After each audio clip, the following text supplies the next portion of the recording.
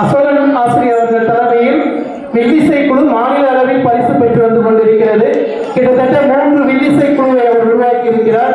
அதில் ஒரு குழு இன்றைக்கு உங்கள் முன் சீதா கல்யாணத்தை சொல்ல வந்திருக்கிறார்கள். அதை கேட்டு மகிழ வேண்டுமாய் கேட்டுக்கொள்கிறேன். சொல்லகத்தில் உரையாற்றிய மாணவர்களுக்கு பரிசு வழங்கி சிறப்பு செய்யப்படுகிறது. மீண்டும் பரிசை வழங்கி சிறப்பு செய்ய துணைத் தலைவர் ஐயா அவர்களை கிடைக்கிறோம். முதலாவதாக செல்வி எஸ் கௌசிகா அவர்கள்.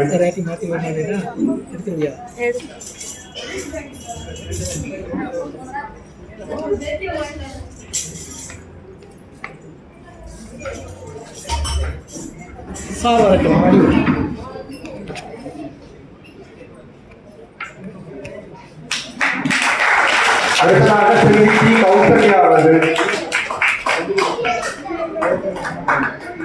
தொடர்ந்து செல்வி டி காயத்ரி அவர்கள்.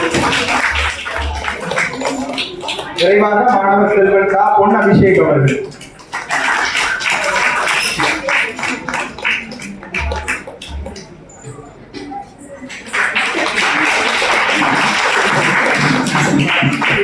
மாணவர்களுக்கு வாழ்த்துக்கள். அடுத்த நிகழ்வாக வில்லுப்பாட்டு தற்பொழுது தொடங்குகிறது.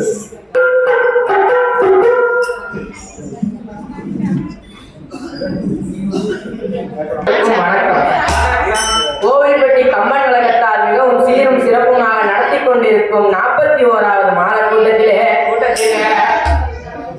இலக்குமியாலை மேல்நிலைப் பள்ளியின் 9ஆம் வகுப்பு படிக்கும் மாணவர்களாகிய நாங்கள் ராமகாவியத்தில் இருக்கும் சீதா கல்யாணம் என்னும் தலைப்பை வில்லிசையாக பாட வந்துள்ளோம்.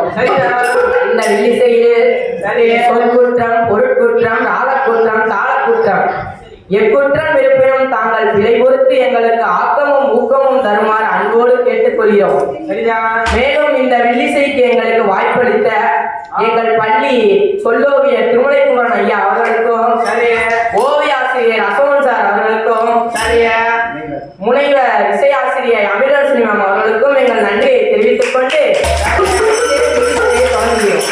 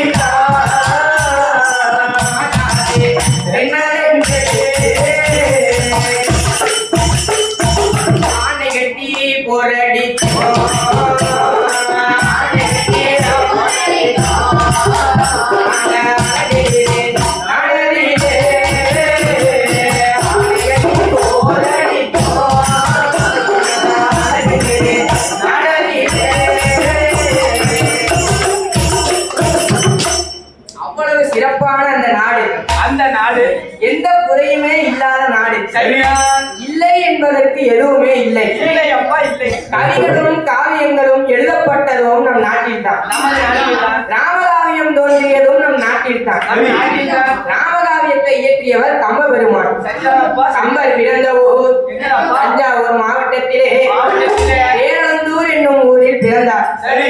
அங்கு பிறந்த கம்ப பெருமான் ராமகாவியத்தை மிக சிறப்பாகவே இயற்றியுள்ளார். சரிதான். ராமகாவியம் மகாபாரதம் சரி. இவ்விரு காவியங்களின் தலைப்பை எடுத்துக்கொண்டாலே ராமாயணத்தை எடுத்துக்கொண்டால் பெண்ணாசையினால் அழிகிறான் ராவணன். ஆகையால் பெண்ணாசையை வெறுத்து விடு என்பதை வலியுறுத்துவதுதான் ராமகாவியத்தின் பொருளடக்கம். சரி. மகாபாரதத்தை எடுத்துக்கொண்டால் மண்ணாசையினால் அழிகிறான் துரியோதனன். ஆகையால் மண்ணாசையை மறந்துவிடு என்பதை வலியுறுத்துவதுதான் மகாபாரதத்தின் பொருளடக்கம். எந்த ஒரு மனிதனானவன் மண்ணாசை, பொன்னாசை, பெண்ணாசை, ஆமா, இந்த மூன்றையும் மறந்து இறைவனை நினைப்பானே ஆனால் அவன் இறைவனுக்கு சமம் என்று சொல்லப்படுகிறது. ஆமா. இந்த கம்பராமாயணத்தை கம்பர் எப்படி எழுதியுள்ளார் என்றால், சூரிய குலத்தில் வந்த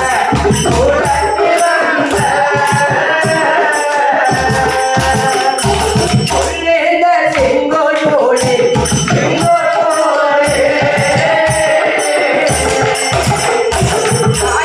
தாரணியின் மக்களுக்கு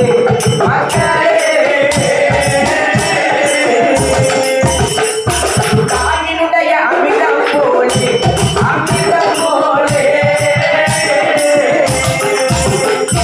சந்தனம் போல் வாழ்வதற்கு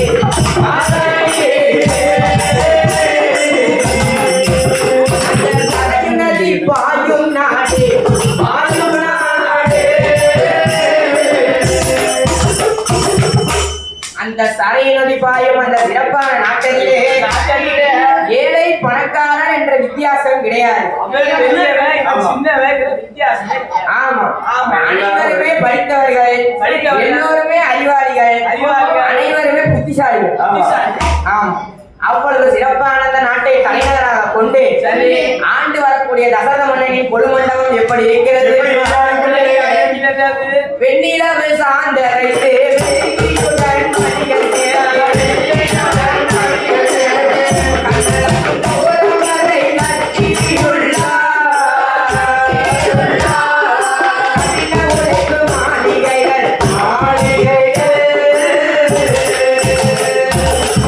தாரணியை சுற்றியுள்ள சந்திரவாமலைகள் போலே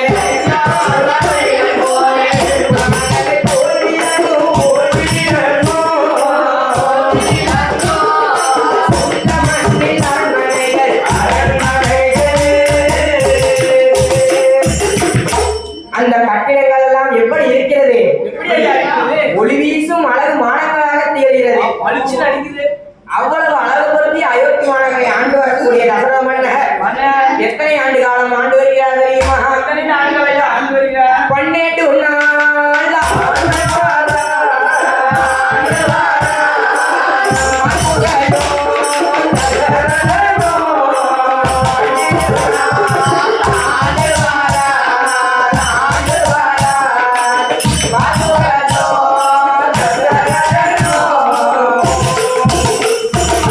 நீதி நெறி தவறாமல் நெறிமுறையில் ஆண்டு வாரா தானமுடன் தருமக்காரே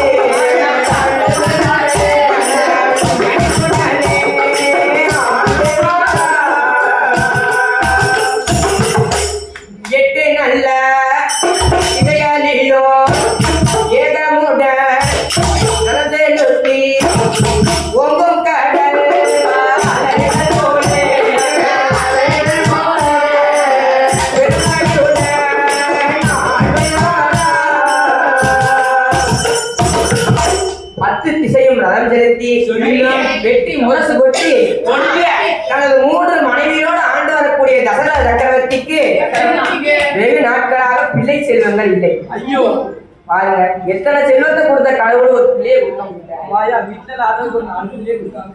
ஆமா அந்த வருத்தத்தினால் தசரத சக்கரவர்த்தி என்ன செய்கிறார்? அலைக்கோட்டு மகாமுனிவனை அழைத்து உடனே உத்திரகாமேட்சியாக மேற்கொண்டுள்ளார். சரி. அது எப்படி அயோத்தி மாநகரை சிறப்பாக நடைகிறது தெரியுமா? எப்படி ஐயா? எப்படி இருக்கு? 400 அடி சௌகத்திலே சௌகத்திலே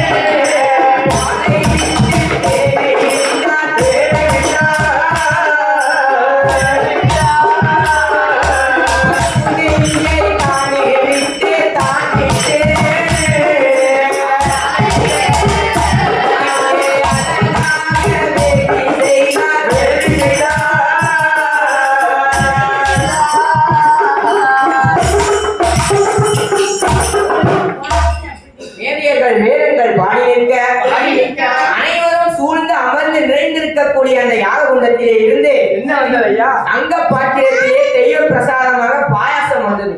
பாயசமா பருப்பு பாயசமா? நீ கரண்ட கேளு. ஐயோ நீ தான் முத்திராதா?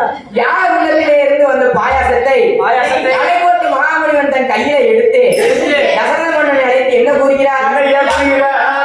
தசரத மன்னா இந்த பாயாச பாத்திரத்தை கொண்டு செல். உன் மனைவியர் 3 பேருக்கும் இந்த பாயாச பாத்திரத்தை பங்கிட்டு கொடு.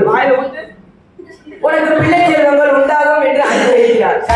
அதை பெற்றுக்கொண்ட தசரத மன்னனும் தன் மனைவியர் 3 பேருக்கும் பாயாசத்தை பங்கிட்டு கொடுக்கிறார். பாத்திரத்திலே மீதம் ஒரு பாயாசம் மிஞ்சி விட்டது. அவன் மூச்சு என்ன பண்ண போறான்? பாயாசம் மிஞ்சி விட்டது. அந்த பாயாசத்தை கடைசி மனைவியான சுமித்ரா தேவிக்கு கொடுக்கிறார். பாயாசம் வருந்திய வங்கையர்கள் ஆண்டவனால் 10 மாதமாகி பரிபூர்ண கர்ப்பம் உற்றிருக்கிறார்கள். 2 திங்களாக அந்தமனோக சுமந்திருக்கிறார்கள். ஆண்டவனர்களால் அந்த மங்கையர்களுக்கு யார் பிறக்கிறார் தெரியுமா? வந்து பிறக்கிறார்கள். கோசலையா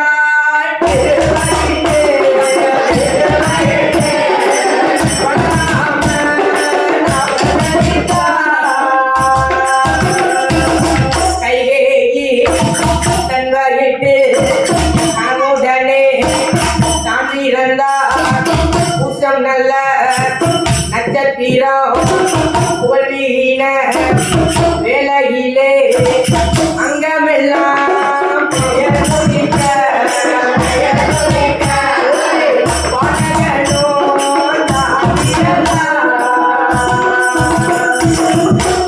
கைகேயி வயிற்றிலோ ஒரு ஆண் குழந்தை, கோசலா தேவி வயிற்றிலோ ஒரு ஆண் குழந்தை, சுமித்ரை தேவி 2 ஆண் மக்களை ஈன்றெடுத்தார்.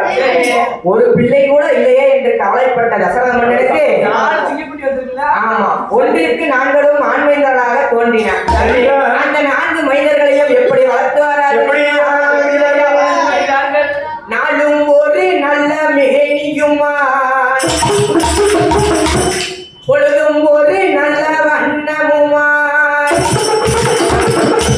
வளரும் வீரை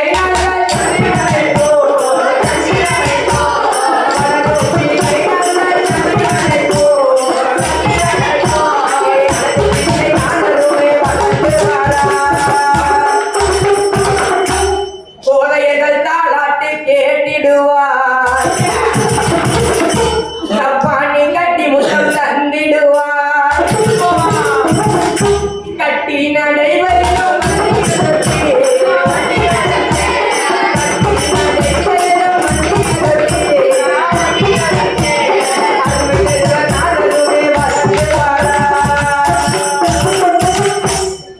இப்படி வளர்ந்து வருகிற வேளையிலே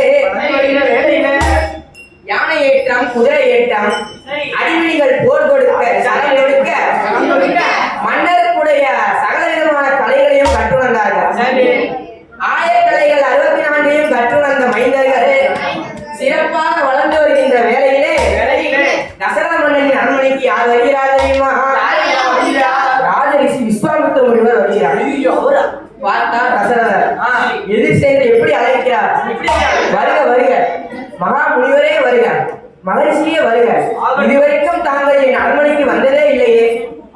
ஆகட்டும் தசரதா ஆகட்டும், மங்களம் உண்டாகட்டும், மங்களம் உண்டாகட்டும். இப்போது தாங்கள் வந்ததற்கு காரணம் என்ன ஐயனே?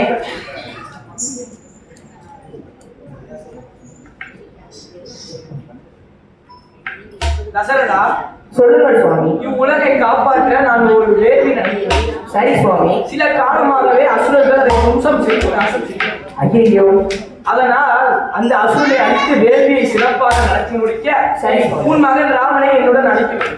சுவாமி, நான் தாங்கள் எதை கேட்டாலும் தருகிறேன் என்ற குற்றத்திற்காக 16 வயது சிலம் நிரம்பாத பச்சிலம் பாலகன் ராமனை கேட்கலாமா? அதே தசரதா, சுவாமி, சம்பாஷனை கொண்டு விட்டோம் என்ற ஆனந்தத்தில் பேசிக் கொண்டிருக்கிறாயா? இல்லை சுவாமி.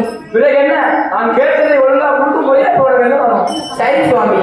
விஸ்வாமித்திரியின் வார்த்தைக்கு இணங்க தசரத மன்னனும் ராமனோடு லட்சுமண பெருமானையும் சேர்த்தே அனுப்புகிறார். சரி, அங்கிருந்து 2 பிள்ளை செல்வங்களையும் பெற்றுக்கொண்ட விஸ்வாமித்திர மகாமுனிவர் சரி எப்படி புறப்பட்டு வருகிறார் தெரியுமா?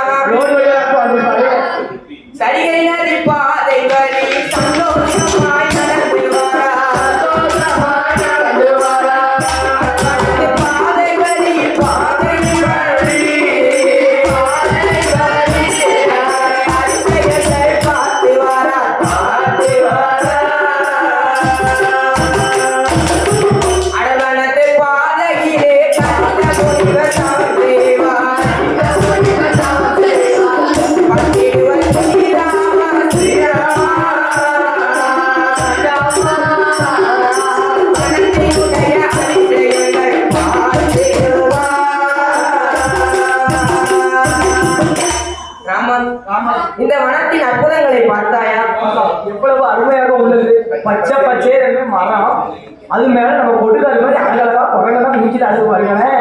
சரி என்று காட்டின் அழகை வருத்திக் கொண்டு மரங்களை ஒவ்வொன்றாக கடந்து நடந்து கடைசியில் விஸ்வாமித்திரர் தவம் செய்யக்கூடிய வனத்திற்கு வந்து சேர்கிறார். சரி, பார்த்தார் விஸ்வாமித்திரர். சரி, அடே ராமா, நீ இனிமேல் ஜாக்கிரதையாக இருக்க வேண்டும். இல்ல செத்த ஜாக்கிரதையா இருந்துக்கோ, இங்கதான் அசுர சுத்திட்டு இருக்கான். இது அரக்கர்கள் வசிக்கும் வனமாகும். சரி, தாடகை என்னும் அரக்கி இங்குதான் வசித்து வருகிறார். இங்கதான் வசிக்கிறான். அவளா அட்டகாசம் பண்ணிட்டு அடைஞ்சா என்று விஸ்வாமித்திரர் தாடகையின் அடையாளங்களை சொல்லிக் கொண்டு இருக்கும்போது அங்கே தாடகையானவர் எப்படி வருகிறார் தெரியுமா?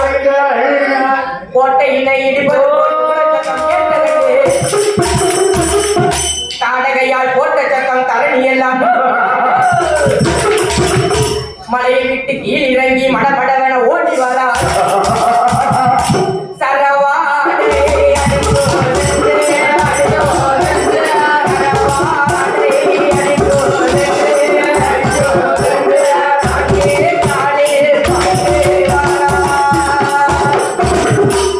அகப்பட்ட மிருகங்களை அகாரமாய் அழித்து வாழால்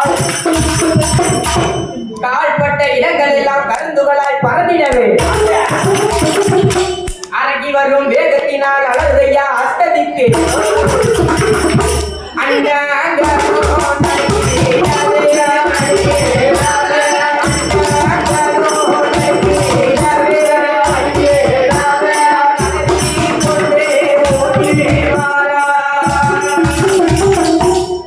ஓட்டையினை இடிப்பது போல சத்தம் கேட்கிறது. ஓ கேட்டுச்சா? அவள் போட்ட சத்தத்தில் தரணி எல்லாம் நடுநடுங்குகிறது. நடுங்கிடுச்சா? ராமா எடுவில்லை அம்மா சுடியா வானத்தை சுட்டு தொலையா கொட்டுமியா வந்தா உடனே அந்த அரக்கியின் மாத்துக்கு வானம் தொடுத்து அவளை கொண்டுவிடு. சரி, அருகில் வந்து விட்டால் வேறு வேடித்து அநியாயம் செய்திருவார். நியாயம் பண்றாயா? கட்டு புண்ணு ஏறியா ராமா? விஸ்வாமித்திரின் வார்த்தை கிணங்க ரகுராமன் எடுத்தார் பானத்தை. எப்படி ராட்சசியின் மாத்துக்கு பானம் கொடுக்கிறார் தெரியுமா? கோதண்டத்தை நான் ஏற்றி செஞ்சனத்தை நான் வைத்து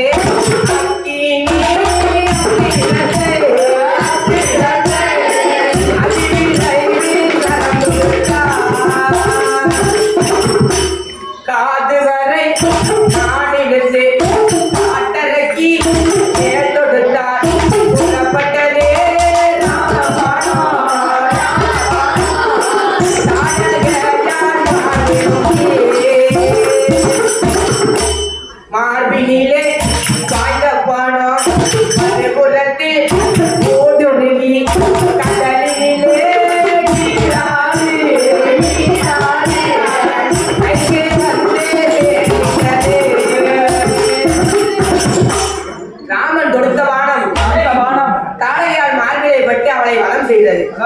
பார்த்தார் விஸ்வாமித்திர முனிவர். என்ன செய்தார்? டேய் ராமா, ஆமா. உன் பெருமையை என்னால் நான் என்னவென்று கூறுவேன்.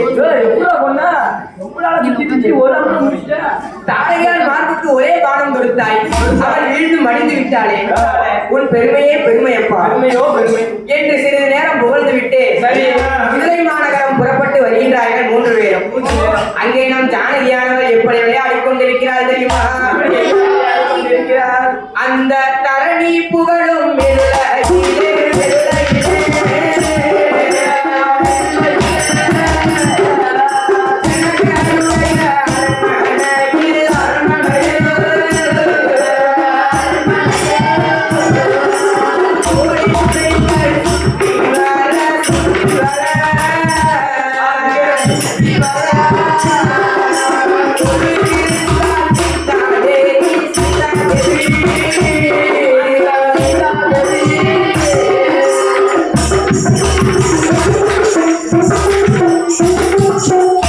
சீதா தேவியானவர் தனது அன்பு தோழிகளோடு என்ன செய்வார்? ஏழடுக்கு மாடி மீது நின்று விளையாடிக் கொண்டிருக்கிறார். சரி. அப்பொழுது 55 தேசத்து ராஜாக்களும் இதழைத்து சீதா தேவியை மனம் புரிய வேண்டும் என்று வீதிவழியே எப்படி வருகிறார்கள் தெரியுமா? மன்னாதி மன்னரெல்லாம்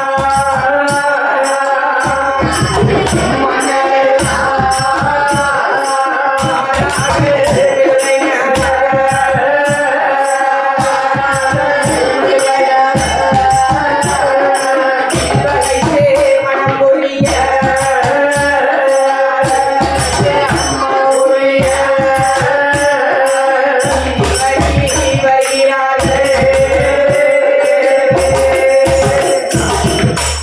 உடனிருந்த தோழி பெண்கள்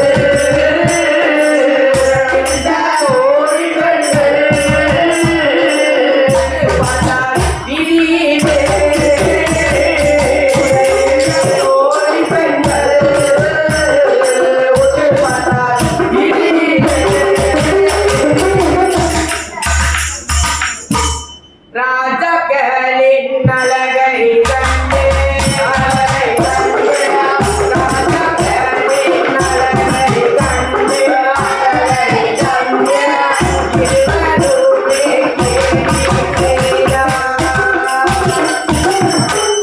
மன்னர்கள் ஒருவர் பின் ஒருவராக வருகிறார்கள். பார்த்தால் தோழி அடிய ஈரமாலை சொல்லி செல்வமாலை பார்த்தாயா இந்த மன்னனை? நமது இளவரசியின் நடையும் உடையும் எடையும் அவள் அழகுக்கு தகுந்த மாப்பிள்ளை அறிவர் என்று வரக்கூடிய ராஜாக்களை எல்லாம் வானக்கண்ணன் கோணக்கண்ணன் என்று கேள்வி பேசிக் கொண்டே இருக்கிறாள் தோழி. சரி. அடியே இளமாலை சொல்லி செல்வமா அதுவும் அங்கு வரும் ராஜா யார் தெரியுமா? கலிங்க நாட்டு மன்னன்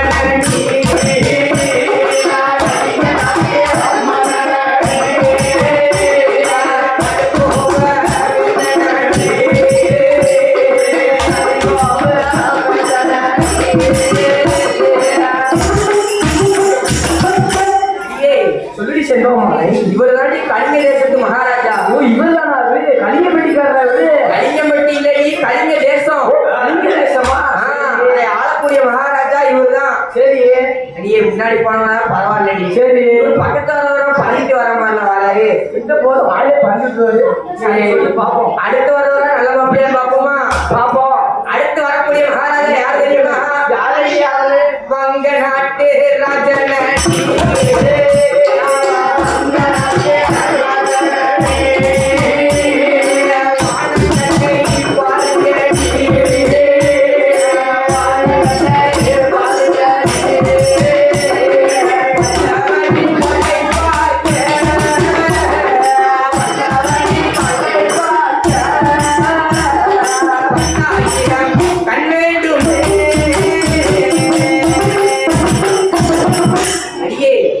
இவர் தாண்டி பல்லவ தேசத்து மகாராஜா. ஓ இவராவது ஒருத்தருமே நல்லா இல்லடி.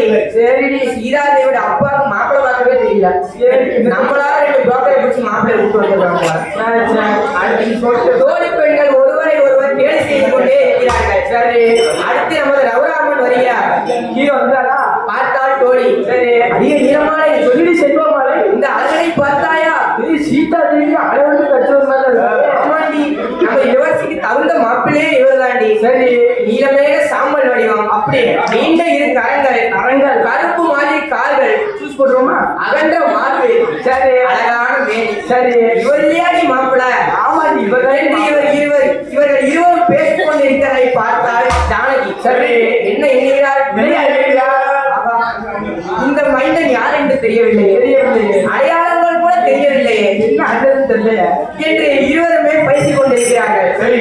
பார்த்தார் ரகுராமன் ஜானகியும் நோக்கினார், ராமனும் நோக்கினார். இருவரும் ஒருவரை ஒருவர் எப்படி பார்க்கிறார்கள்? எப்படி எல்லாம் பார்க்கிறார்கள்? இருவரும் ஒருவரை ஒருவர் மாறி கூட்டனர் என்று கம்ப பெருமான் கூறுகிறார். ஓ, ஆளுநர் போனவங்க எடிட் பண்ணிருக்காங்க. ஆமா, இந்த கம்பனின் கவித்திறனை பார்த்தாயா? ஆமாமே, எப்படி புகழ்ந்து வர்ணிச்சு எழுதிருக்காரு பாரு. ஆமா, இருவரும் ஒருவரை ஒருவர் பார்த்துக் கொண்டிருக்கும் பொழுது இடையூறாக தாடிக்காரர் வந்தார், விஸ்வாமித்திர முனிவர் வந்தார். வந்து என்ன சொல்லுகிறார்? அடே ராமா, நாம் இந்த என்ன விஷயத்துக்காக வந்தோம்? இந்த வேலைக்கு வந்து என்ன பண்ணிட்டு நீ என்ன வானஸ்திரம் பார்த்துக் கொண்டிருக்கிறாய்? ஆனந்த் என்ன தெரியுது அங்க வச்சுருக்கா? வா, என்னுடன் வா, புறப்பட்டு செல்வோம் என்று ராமனை அழைத்துக் கொண்டு ஜனகமன்னன் இருப்பிடத்திற்கு செல்கிறார். பார்த்தார் ஜனகமன்னர். சரி சுவாமி, நாங்கள் இதுவரைக்கும் என் அரண்மனைக்கு வந்ததே இல்லையே. சரி, இப்பொழுது என் மகனின் சுயம்பரத்திற்கு வந்தது எனக்கு மிக்க மகிழ்ச்சி சுவாமி. வாருங்கள், வந்து அமருங்கள் சுவாமி என்று அன்போடு அழைத்து சென்று அரவணைத்து அமர வைக்கிறார். சரி, வில்வளைந்து மனம் முடிக்க வேண்டும் என்று 55 தேசாத்து ராஜாக்களும் அமர்ந்திருக்கிறார்கள். அப்பொழுது நம்ம ஜனகமன்னருடைய பணிவிடை செய்பவர்கள் வில்லை எப்படி கொண்டு வருகிறார்கள் தெரியுமா? 10 பேர்கள் சேர்ந்து வில்லை கொண்டு வந்தார்.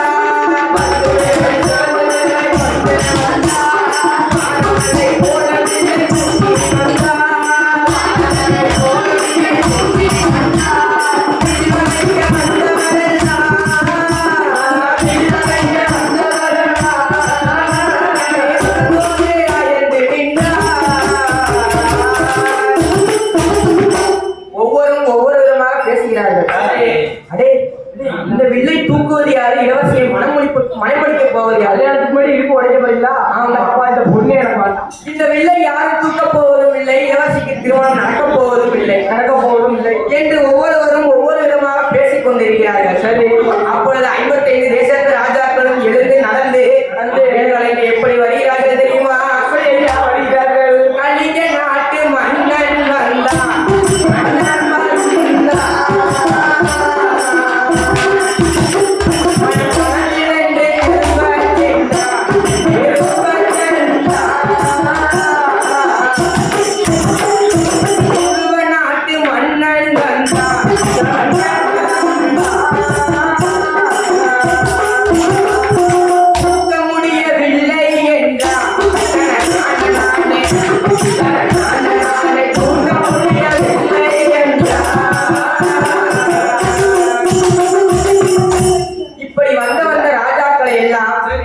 தூக்க முடியவில்லையப்பா.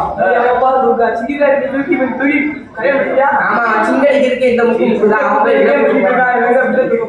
ஆமா, இப்படி வந்த ராஜாக்களை எல்லாம் இருப்புடையத அனுப்பி வைத்து விட்டார் ஜனகமன்னர். சரி, ஜனகமன்னர் என்ன எண்ணுகிறார்? ஐயோ, ஒருவருமே வில்லை தூக்க மாட்டேங்கிறார்கள். சின்ன வில்லா வச்சிருக்காங்க. நம் மகளுக்கு கல்யாணம் நடக்குமா நடக்காதா? அவசரப்பட்டு கொஞ்சம் பெரிய வில்லா தூக்கிடுவோமா? ஆமா, சரி என்று வருத்தப்பட்டு கொண்டிருக்கிறார். சரி, பார்த்தா விஸ்வாமித்திர முனிவர் ராமனை பார்த்து கஞ்சாடை செய்தார். அதை புரிந்து கொண்ட ராமபெருமான் எப்படி எழுந்து நடந்து வில்வளைக்க வந்தார் தெரியுமா? இடது கையால் ராமன் வில்லை தூக்கி இந்த வில்லும் பெரிய கனமா என்று இடது கையால் ராமன் வில்லை தூக்கி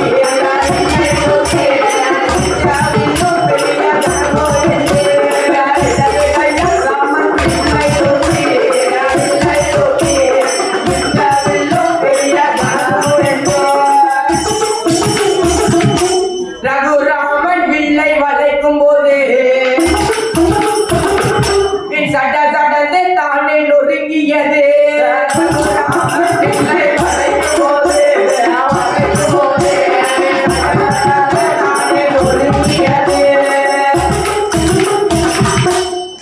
ராமன் வில்லை தூக்கி வளைக்கும் பொழுது வில் உடைந்து விட்டது. சரி. அந்த வில்லை ராமன் தூக்கியதையும் யாராலும் பார்க்க முடியவில்லை, புரியவில்லை. வளைத்ததையும் யாராலும் பார்க்க முடியவில்லை. அதான் பயன் ஓடிச்சாங்க சத்தத்துக்கு. அந்த சத்தத்திலேயே அனைவரும் பயந்து ஓடிவிட்டனர். அதான் நடந்தது. பார்த்தா ஜனகமன்னர் சரி. விஸ்வாமித்திர முனிவரை அழைத்து அழைத்து ரகுராமனுக்கும் ஜானகிக்கும் திருமணம் நடத்த வேண்டும் என்று பேசிக் கொண்டிருக்கிறார். பேசிக் கொண்டிருக்கிறார். அப்பொழுது ஜானகியானவர் அழகியானவர்கள் அவரது தோழியை அழைத்து என்ன கேட்கிறார்? என்ன கேட்கிறார்? அடியே, வில்ல வளைத்தது யார்? நீ. ஆதி வளர்ச்சா? அந்த அழகனா வளைச்சான். உலகம் வளர்ச்சா அந்த பழனி வளர்ச்சிட்டானா? இதே வாழ்க்கை பிரச்சனை கொஞ்சம் பார்த்து சொல்லுங்க அப்படின்னு தோழியை அனுப்பி வைக்கிறார் சீதாதேவி. சரி. தோழி பார்த்தாள். அரசி, வில் வளைத்தது வேறு யாரும் அல்ல, இந்த பையன் மனதில் இருக்கும் அந்த அழகன் தான். சரி. நீலமேக சாம்பல் வடிவம், அப்படி நீண்ட இரு கரங்கள், சரி அகன்ற மார்பு, அழகான மேனி. அவனே கூடிய உடனே பெரும் மகிழ்ச்சி. 2 முத்துமாலை எடுத்து அப்படியே தோழிக்கு தோழிக்கு பெரும் சந்தோஷம் வாங்கி கொண்டு புறப்பட்டு விட்டார். இங்கே நம்ம ஜனக மன்னர் எப்படி மனம் மகிழ்ந்திருக்கிறார் தெரியுமா? ஜனக மன்னன் மனம் மகிழ்ந்தான்.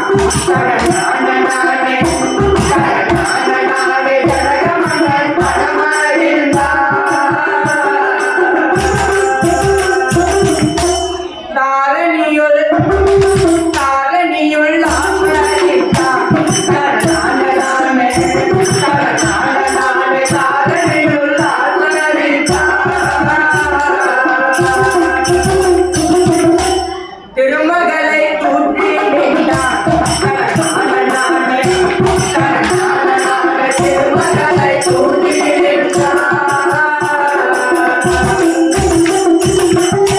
ஜனக மன்னருக்கு பெரும் சந்தோஷம். விஸ்வாமித்திர முனிவரை அழைத்து சுவாமி, இந்த வீரனுக்கு என் பொண்ணை நான் உடனடியாக திருமணம் செய்து தர வேண்டும். சரி. இவரது தந்தையை உடனடியாக அழைத்து வாருங்கள் என்று அழைப்பு விடுக்கிறார் அயோத்திக்கு. சரி. அங்க அழைப்பினை பெற்ற தசரத மன்னன் பெரும் மகிழ்ச்சி. சரி. ஒரு படையினை திரட்டிக் கொண்டு அயோத்தி மக்கள் அனைவருமே ஜனகருடைய அரண்மனைக்கு வந்து சேர்கிறார்கள். ஜனக மன்னன் எதிர் சென்று உபசாரம் அளித்து தசரதனுக்கு விருந்து உபச்சாரங்கள் செய்து அமர்த்தி இருக்கிறார். சரி. அப்போது அங்கே திருமணத்திற்கு ஏற்பாடுகள் எப்படி நடக்கிறது தெரியுமா? ராமனது திருமணத்தை நாற்புறமும் அங்கே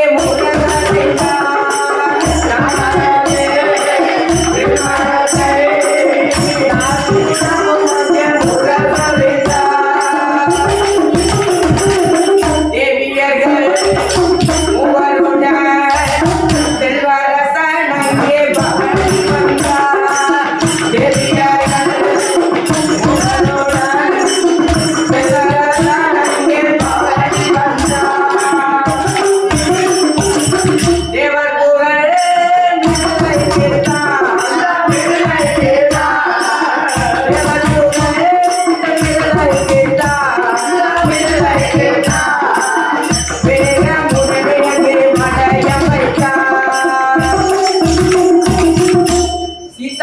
திருமணத்திற்காக ஏற்பாடுகள் ஜாம் நடந்துகிட்டு இருக்கு.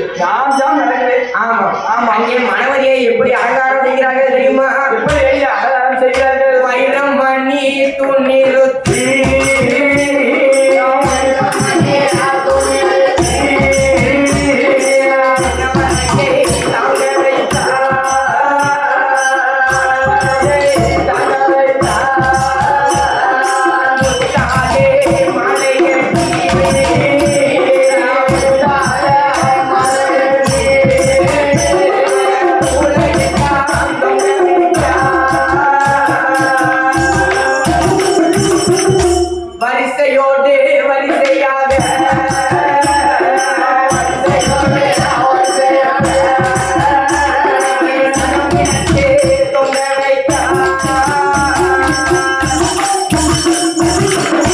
இப்படி அழகாக மணவரையை அலங்காரம் செய்து மணமக்கள் இருவரையும் அழைத்து வந்து மணமேடையில் அமர்ந்து வைக்கிறார்கள். இருவரையும் கிழக்கு முகம் பார்த்து அமர வைத்திருக்கிறார்கள். சரி. அப்பொழுது ராமனின் திருமணம் எப்படி சிறப்பாக நடக்கிறது தெரியுமா? மங்கையர்கள் 1000 பேர் வாழ்த்துரைகள்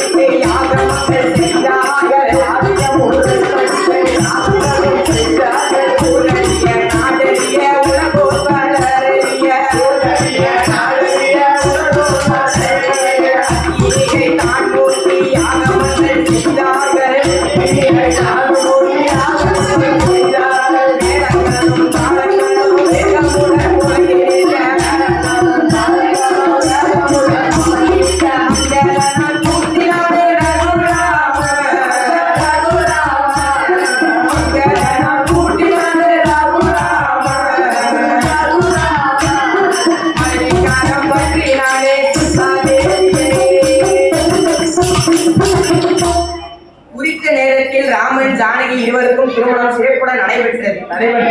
திருமண விழாவில் பெரியோர்களும் தாய்மார்களும் கலந்து கொண்டு மணமக்களை ஆசீர்வாதம் செய்தனர். சரி. ஜனக மன்னனுக்கும் மிக்க மகிழ்ச்சி. தசரதனுக்கும் மிக்க மகிழ்ச்சி. சரி. ஜனக மன்னன் தன் மகள் ஜானகிக்கு சீதனங்கள் பலவும் கொடுத்து அயோத்தி மாநகருக்கு அனுப்பி வைக்கிறார். இங்கே வந்த ராமபெருமாள் என்ற ராமனாகவும் கல்யாண ராமனாகவும் தசரத ராமனாகவும் சீதா ராமனாகவும் ஆட்சி நடத்தி வருகிறார். மணிமங்கலமாகவே ஆட்சி நடத்தி வருகிறார். வாலிய வாலிய வாலிய வாலியவே வாலிய வாலிய வாலிய வாலியவே வாலிய வாலிய வாலிய வாலியவே வாலிய வாலிய வாலிய வாலியவே வாலிய வாலிய வாலிய வாலியவே வாலிய வாலிய வாலிய வாலியவே.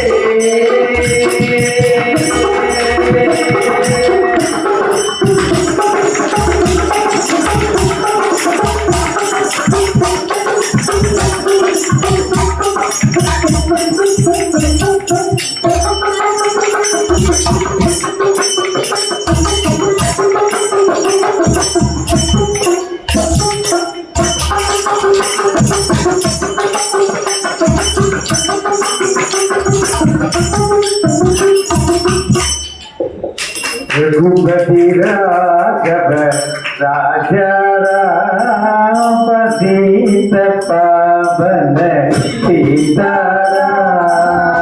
रघुपति राघव राजा राम पतित पावन सीताराम। राम राम जय राजा राम राम राम जय राजा राम राम राम जय सीताराम। राम राम जय राजा राम राम जय सीताराम। दशरथ नंदन राजा राम दशमुख मदन सीताराम। दशरथ नंदन राजा राम दशरथ नंदन राजा राम दशमुख मदन सीताराम। अतुपति नंदन राजा राम पार्वती भोजन सीताराम। रघुपति राघव राजा राम पतित पावन सीताराम। जय सीताराम जय सीताराम।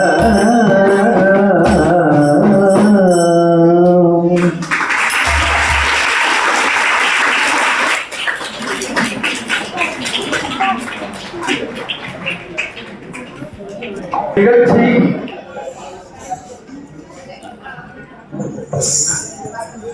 இந்த நிகழ்ச்சி நாங்கள் வெற்றி அடைந்ததாக கருதுகிறோம். அதை மெய்ப்பிக்கும் வகையில் உங்களுடைய கருத்துக்கள் மீண்டும்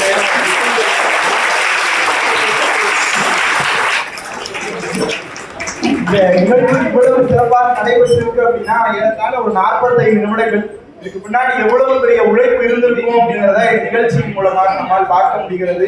ஆசிரியர் பெருமக்களின் உழைப்பு, பெற்றோர்களுடைய ஒத்துழைப்பு, மாணவர்களுடைய சிறப்பான அந்த அரங்கேற்றம் அப்படிங்கிறது இன்னைக்கு கம்பன் கழகத்தை இன்னும் ஒருபடி உயர்த்தி பெருமையடை செய்திருக்கின்றது. மீண்டும் ஒரு முறை இந்த மாணவர்களுக்கு கம்பன் கழகம் சார்பாக வாழ்த்துக்கள்.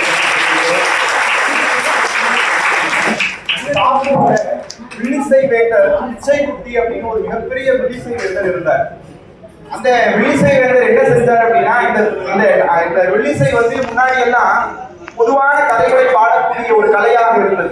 ஆனால் அந்த நாட்டுப்புற கலைகளை இந்த மாதிரி ராமாயணம் மாதிரியான மரபு கலைகளையும் பாட முடியும் அப்படின்னு நிரூபிச்சு எப்படி இந்த வில்லிசை உலகம் முழுக்க கொண்டு போய் சேர்த்தாரோ அப்படி பிச்சைக்குட்டியினுடைய நீட்சிகள் தான் இந்த சகோதரர்கள் எல்லோரும். ஆக இப்படிப்பட்ட ஒரு நாட்டுப்புற கலையை ஒரு மரபிலக்கியத்தோடு இணைந்து பாடிய நிகழ்வு மிகச் சிறப்பானதாக இருந்தது. எல்லோரும் உற்சாகத்தோடு ரசித்தது எங்களுக்கு கூடுதல் மகிழ்ச்சி.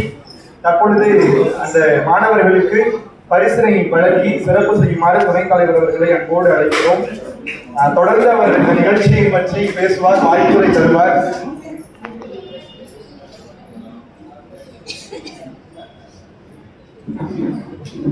முதலாவதாக செல்வன் ரா சூரியகுமார் அவர்கள். ஏற்கனவே நம்முடைய கம்பன் கழகத்தில் உரையாற்றிய மாணவர் இந்த பெருமை என்று தொடர்ந்து செல்வன் சி சந்தோஷ் அவர்கள்.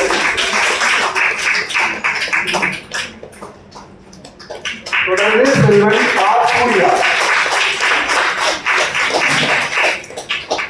அடுத்ததாக செல்வன் சசி.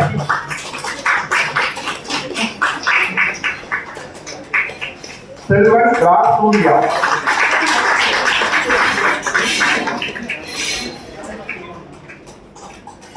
செல்வன் சூர்யா.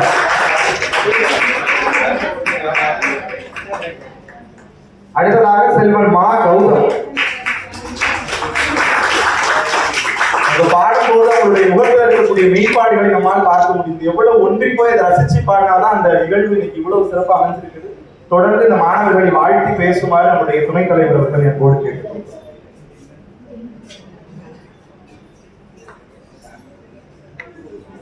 என்று என் வாழ்க்கையில் ஒரு புனிதமான நாளாக இருக்கு.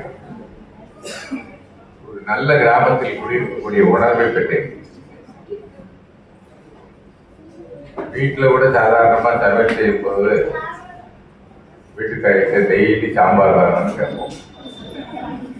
ஒரு நாளைக்கு புளிக்குழம்பு வைக்கக்கூடாதா, மோர்குழம்பு வைக்கக்கூடாது. எல்லாரும் வந்து மேடையில பேசினாங்க. பேசும்போது நம்ம அசந்துட்டோம். அவங்க பாடின பாட்டு கூட நமக்கு சரியா மனப்பாடம் ஆகல. ஆனா இன்னைக்கு முதல் காட்சி பாத்தீங்களா, பரதனும் குகனும் லட்சுமணனும் சத்ருகனும் இதையும் பார்த்தாங்க. இந்த பாத்திர படைப்பிற்கு நல்ல தெரிவிச்சிருக்காங்க. ராமனும் சீதையும் மெலிந்திருந்தார்கள். வீட்டு சாப்பாடும் கிடையாது, ஹோட்டல் சாப்பாடும் கிடையாது. மரத்துல காய்கறிகளையும் கீரைகளையும் சாப்பிட்டுருந்தாங்க. அதனால அவங்க மெலிவா இருந்தாங்க. சரி, வந்த 2 பேரும் பரதன் சந்திரன் எப்படி, இவங்க 2 பேருமே காவி உடை தரித்த உடனே அவங்களும் காவி உடை தரித்து அதே மாதிரியான உணர்வு உண்டாங்க. அதனால அந்த 4 பாத்திரம் படைப்பு பார்த்தா 4 பேரும் மெலிஞ்ச அழுத்தம் தான் எடுத்திருக்காங்க. ரொம்ப அருமையான பாத்திரம் படைப்பு. விட்டு ராமனை யாராவது வெட்டிப்பாங்களா?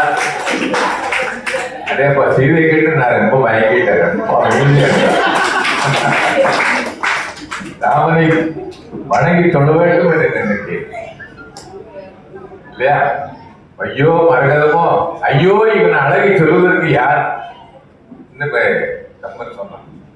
அருமையான காட்சி. இந்த மாதிரி காட்சியெல்லாம் நம்ம பார்த்துக்க முடியாது. ஒரு சினிமா பார்த்த மாதிரி, ரொம்ப சீரியல் பார்த்த மாதிரி ரொம்ப அருமையா டைரக்ட் பண்ணி அந்த எங்க லட்சுமி ஆசிரியரும் அந்த பேராசிரியரும் ரொம்ப நல்ல பாராட்டு. லட்சுமியாலை, லட்சுமிங்கிறது யாரும் வேற யாரும் இல்லை, சீதுதான். சீதையனுடைய பேர் தான் அந்த பள்ளிக்கூடத்துக்கு. அதனால அந்த படம் ரொம்ப அருமையா நடிச்சாங்க. இந்த புகழ் பார்த்தீங்கன்னா நல்ல கரமான ஆளு. ஒரு அந்த காவலர்கள் பார்த்தா ரொம்ப கரமா முரட்டுத்தரமா இருக்காங்க இல்லையா? அடுத்து ஒரு காட்சியில கிராமத்தில் இருக்கிற பெண்கள் பேசுகிற மாதிரி ஒவ்வொரு பாட்டும் சரையும் நதியை பற்றி, அயோத்தியை பற்றி. நீங்க ராமாயணம் படிக்கும்போது சூர்பனையை பத்தி படிச்சேன்னா ரொம்ப அருமையா இருக்கும். சூர்பனையும் ராமனும் வந்து உரையாடல் பண்ணும்போது ராமனா இவன் இப்படி பேசுகிறான் என்று ஆச்சரியப்படுவீர்கள். விளையாட்டா பேசுவாங்க. சூர்பனையை பத்தி ரொம்ப அருமையா. கடைசி நிகழ்ச்சி பில்லடி சீதா கல்யாணம் வரைக்கும் யாராரு வந்தாங்கிறது யாருக்கும் மறக்காது. தயவுசெய்து வீட்டுல எல்லாரும் திருக்குறள் புத்தகம் வச்சிருக்க மாதிரி ராமாயண புத்தகம், மகாபாரத புத்தகம் ஒன்று கண்டிப்பா வச்சிருக்கணும். என்னுடைய அன்பான வேண்டுகோள். உங்களுக்கு நேரம் கிடைக்கும் போதெல்லாம் படிக்கணும். நான் சொல்லுவேன், மேடையில பேசுறவங்கள வெறும் வார்த்தைகளை தயவுசெய்து உங்களாதீர்கள். நான் பேசுவது பின்பற்றக்கூடியதாக இருக்கணும். திருவள்ளுவர் சொல்லுதான், கற்க கசடர கற்பவை கற்றவை நிற்க. அதற்கு தக ராமாயணம் படிச்சா அதுபடி நடிக்கணும். நடக்கணும். வில்லேஜ் பின்னிட்டாங்க.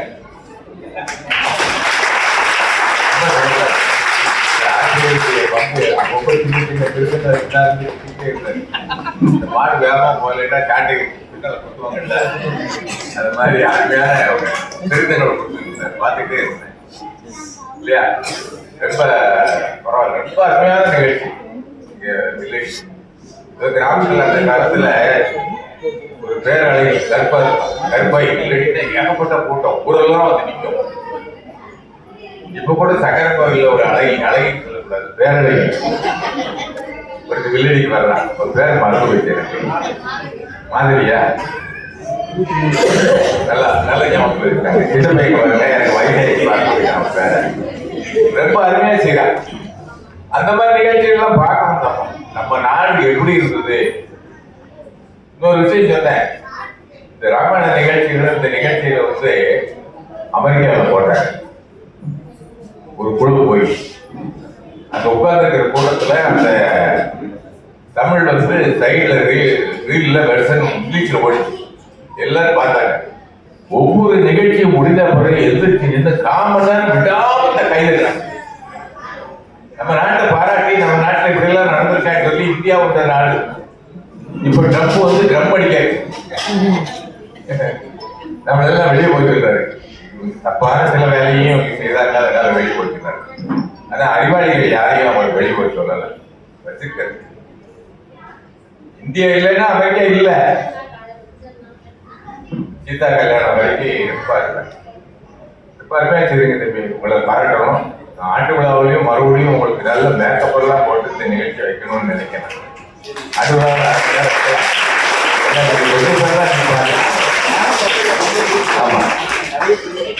ஆமா நேரமாயிட்டு சொல்லிட்டு சுருக்கிட்டாமா. ஆண்டு விழாவில் இந்த நிகழ்ச்சியை இவங்களுக்கெல்லாம் நல்ல ஒரு மேக்கப் பிளான் வச்சு மேக்கப் போட்டு ஜம்முன்னு உட்கார வச்சு இந்த நிகழ்ச்சி நடத்தணும்னு எனக்கு ஆசையோ ஆசை.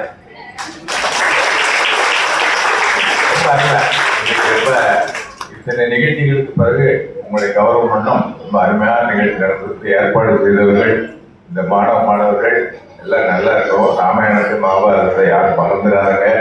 தயவுசெய்து நான் சொன்ன மாதிரி திருக்குறள் புத்தகம், ராமாயண புத்தகம், மகாபாரத புத்தகம் வீட்டில் வச்சிருங்க, படிக்கணும். அதுபடி நடக்க இது கேட்டுக்கொண்டு இந்த நல்ல வாய்ப்பினை நல்கிய உங்களுக்கு என்னுடைய நன்றி. இந்த மாணவர்கள் வாழ்வாங்க வாழ்வாங்க.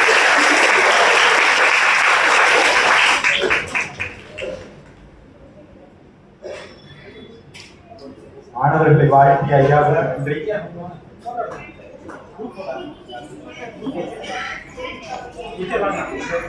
ஆசிரியர்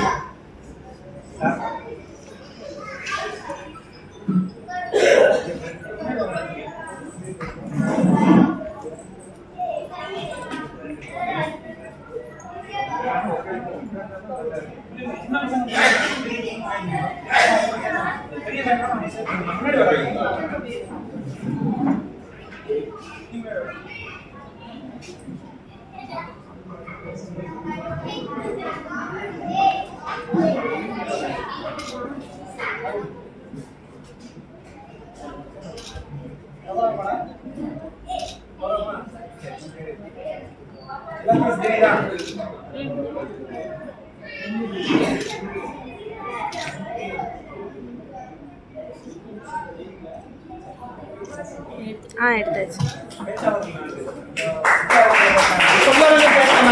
சொல்லரங்க பேசிய மாணவர்கள் குழு புகைப்படத்திற்காக மேடைக்கு ஒரு மாதிரி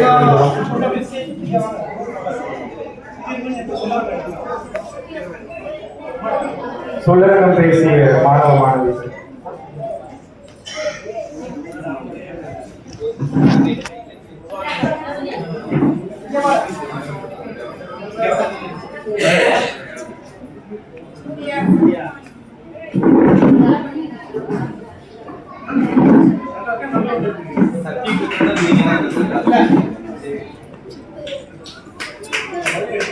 சார்பாக ஒரு எளிய விருது ஏற்பாடு செய்யப்பட்டுள்ளது.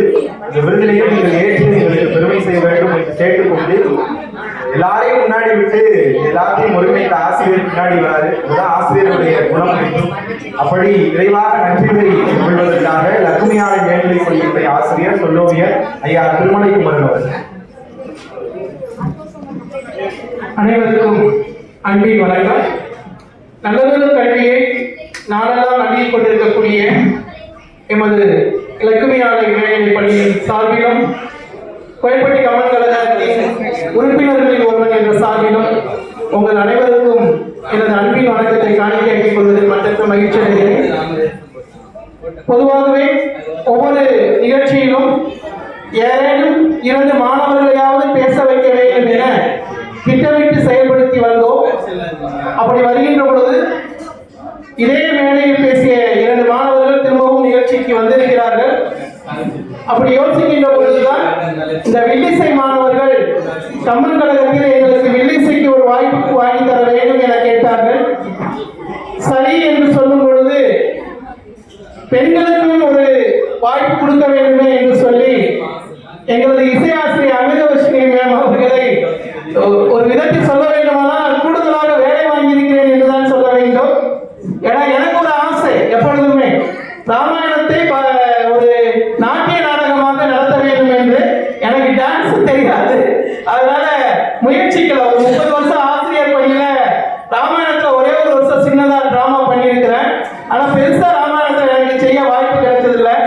என் பள்ளி மேடைகள்ல பல நேரங்களில் ஏதேனும் ஒரு கதையை எடுத்துக்கொண்டு நாயன்மார் ஆழ்வார்களை சேர்த்துக்கொண்டு நாடகம் செய்வது வழக்கம். அந்த முறையில ராம கதையை ஒரு நாட்டிய நாடகமாக கொண்டு வர நல்லா இருக்கும் அப்படின்னு அவங்க கேட்டப்ப செஞ்சிருவோம் சார் அப்படின்னு முழு ஒத்துழைப்பை கொடுத்தார்கள். ஓவிய ஆசிரியர் அசோகன் அவர்களும் மாணவர்களை வைத்து செய்து விடலாம் என்று சொன்னார்கள். பள்ளியும் முறையான அனுமதியை எங்களுக்கு நல்கியது. அதை ரொம்ப குறிப்பா சொல்ல வேண்டியது, நாளைக்கு எங்களுக்கு 3ஆம் இடைப்பருவ தேர்வு 6 to 9 பிள்ளைகளுக்கு. எனக்கு அது வேற ஒரு கஷ்டம், என்னடா பண்றது அப்படின்னு. இருந்தாலும் தமிழ் வாத்தியார் நாளைக்கு தமிழ் டெஸ்ட் எல்லா பொறுப்பையும் என் தலையில வாங்கிக்கிட்டேன். என்ன வந்தாலும் எத்தனை தமிழ் டீச்சர் சண்டை போட்டாலும் சரி கொஞ்சம் சமாளிச்சிருவோம், பிள்ளைகளுக்காக நாம் இருப்போம் என்று சொல்லி தேர்வை பற்றிய கவலை இல்லாமல் நீங்க வாங்க பார்த்துக்குவோம், தேர்வை எப்பயும் போல எழுதுங்க அப்படின்னு சொல்லிட்டேன். அதனால முதல்ல எனது நன்றி எனது மாணவ பிள்ளைகளின் உண்மையான பெற்றோர்களுக்கு. நாங்களும் பெற்றோர்கள் தான், ஆனாலும் உண்மையான அந்த பெற்றோர்களுக்கு நன்றி சொல்ல வேண்டும். பள்ளி ஒரு முயற்சியை செய்யும் போது முட்டுக்கட்டை கொடுக்காமல், தேர்வை காட்டி பிள்ளைகளை விலக்கிக் கொள்ளாமல், எங்களுடைய 1 வாரம் அல்லது 2 வாரம் அந்த பயிற்சிக்காக பிள்ளைகளை முழுக்க அனுமதித்த அந்த பெற்றோர்களுக்கு நன்றி. ஆர்வத்தோடு பங்கெடுத்த அத்தனை மாணவ செல்வங்களுக்கும் நன்றி. ஆனா இதுக்கும் மேல ஒரு மன்றம் அதுக்கான இடத்தை கொடுக்க வேண்டும். இப்ப சார் சொன்னாங்க, நான் ஒரு பேச்சாளர். நம்ம ஆயிரத்தெட்டு விநாயகர் கோயில ஒரு முறை சாமி கும்பிடும் போது திடீர்னு எனக்கு ஒரு சின்ன ஆசை. அந்த அருமையான பிள்ளையார் கோயில பிள்ளையார் சக்தி அன்னைக்கு ஒரு 10 நிமிஷம் பேசினா நல்லா இருக்கும்னு அங்க கோயில் பொறுப்பாளர் ஒருவரிடம் கேட்டேன். ஐயா, நான் லட்சுமி ஸ்கூல் தமிழாசிரியர், எனக்கு இந்த சாமிகிட்ட கோயில் பக்கத்துல என்ன பிள்ளையார் சக்தி பக்கத்துல வந்துட்டு இருக்கு, ஒரு 10 நிமிஷம் பிள்ளையாருடைய பெருமையை எடுத்து சொன்னால் எனக்கு ஒரு ஆத்ம திருப்தி கிடைக்கும், ஒரு வாய்ப்பு கொடுங்களேன் கேட்டேன். இதுவரைக்கும் யாருக்கும் நான் போய் வாய்ப்பு கேட்டதே இல்லை.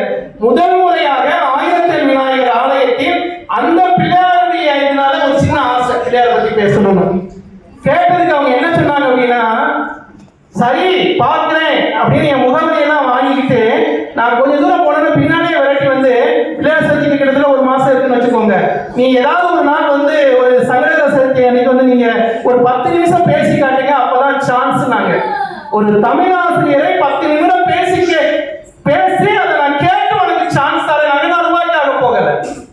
அன்னைக்குள்ள ஒரு வருத்தம் இருந்தது எனக்கு, என்னடா இப்படி பண்ணிட்டாங்கன்னு. அப்புறம் இன்னொரு தொலைக்காட்சி நிறுவனம் ஒரு பிள்ளையார் சதுர்த்திக்கு வந்து பேசுங்க அப்படின்னு சொல்லிட்டாங்க. நானும் ப்ரிப்பேர் பண்ணிட்டு போறேன். அந்த பிள்ளையார் சதுர்த்திக்கே பூட்டி இருந்தது. நொந்து போய் போன் பண்ணா, சார் ஏற்பாடு பண்றேன், நாங்க கைவிட்டுட்டாங்க சார், நாங்க சரி போ அப்படின்னு அன்னைக்கு முடிவு பண்ணேன். இதையுமே போய் பேசவே கூடாதுடா அப்படின்னு.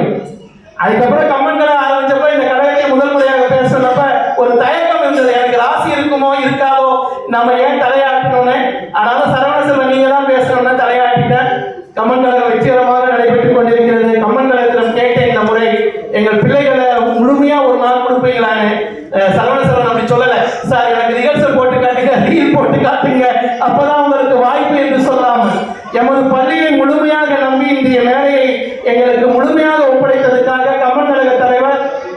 செயலர் இலக்கிய குருசில் ராஜாமணி ஐயா அனைவருக்குமே நன்றி கடன்பட்டிருக்கிறேன். அதோடு ஆரம்பிக்கும் போது எங்க மற்ற பெரியவங்க யாருமே காணுமே, ஸ்கூல் பசங்களோட எல்லாருமே வராம நின்றுட்டீங்க. ஒரு சின்ன வருத்தத்தோடு இந்த நிகழ்ச்சி ஆரம்பித்தோம். ஆனா இன்று நிறையவே அரங்கத்தை நிறைவு செய்திருக்கிறீர்கள்.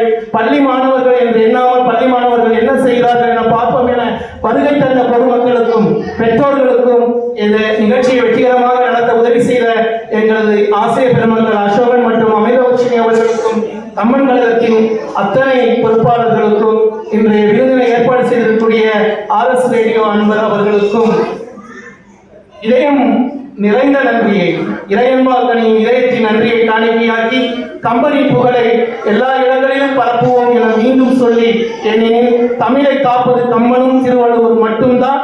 அதை கம்பனுக்கு பெரும் பங்கு உண்டு. இந்த மாதிரியாக கம்பனை எடுத்துச் செல்வது என்பது நமக்கு வசதியானது என்பதால் கம்பனை வில்லுப்பாட்டாகவும் நாட்டிய நாடகமாகவும் சொல்லரங்கமாகவும் கிராமந்தோறும் எடுத்துச் சென்று அன்னை தமிழை கட்டி காத்து அதன் பெருமையை இன்னும் பரப்பிக் கொண்டிருக்க வேண்டுமா உங்கள் அனைவரின் பாதம் தொட்டு வேண்டி கேட்டு நல்லதொரு நிகழ்வை நடத்திட வாய்ப்பு தந்த அத்தனை பேருக்கும் மீண்டும் ஒரு முறை நன்றி சொல்லி விருந்து தயாராக இருக்கிறது, உண்டு மகிழ வேண்டும் என கம்பன் கழகத்தின் சார்பிலும் கேட்டு விடை கொள்கின்றேன். நன்றி பண்ணு. ஒரே ஒரு சின்ன அறிவிப்பு. நம்முடைய அடுத்த மாத கூட்டம் மார்ச் மாதம் 30ஆம் தேதி இதே அரங்கத்தில் நடைபெறும். அதற்கும் தங்களுடைய வருகை குறித்து ஆதரவு அளிக்குமாறு கேட்டுக்கொள்கிறோம். நன்றி.